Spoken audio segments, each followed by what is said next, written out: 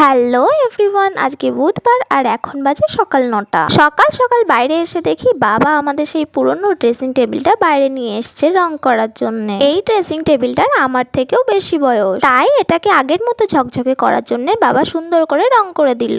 আজকে হলো ডে 2, বাবা আবার রঙের জিনিসপত্র নিয়ে কিন্তু বসে গেছে। আগের দিন ড্রেসিং টেবিলের যে রংটা করেছিল সেটা শুকিয়ে গেছে, আজকে তাই আবার রং করবে ওটার উপরে। বাবা প্রথমে অনেক রকমের রং একসাথে মিক্সড করলো, তারপর রং করা ড্রেসিং টেবিলের উপরে আবার রং করে দিল। এখন ড্রেসিং টেবিলটা একদমই কালো কালো লাগছে, তো বাবাকে জিজ্ঞাসা করতেই বাবা বলল 3-4 বার নাকি স্টেপ বাই স্টেপ রং করতে হবে, তবে নাকি পারফেক্ট কালারটা আসবে। একটা জিনিসকে পুরোপুরি পারফেক্ট করতে গেলে ঠিক কতটা খাটনি খাটতে হয় সেটা এখন বাবাকে দেখে বুঝতে পারছি। যাই হোক, এটা হলো 4th অ্যান্ড লাস্ট স্টেপ রং করার। এখন ড্রেসিং টেবিলটা রোদ্রে কিছুক্ষণ রেখে দিতে হবে। তো ফাইনালি আমাদের ড্রেসিং টেবিল কিন্তু ফুল রেডি। কেমন লাগছে আমাদের ড্রেসিং টেবিলটা এখন তোমরা কিন্তু অবশ্যই কমেন্টে জানাবে। যাই হোক, চলো আজকের মিনি ব্লগটা তাহলে এখানেই শেষ করি। কেমন লেগেছে তোমরা কিন্তু কমেন্টে জানাতে ভুলবে না। পরের মিনি ব্লগে আবার দেখা হচ্ছে। টাটা সবাইকে।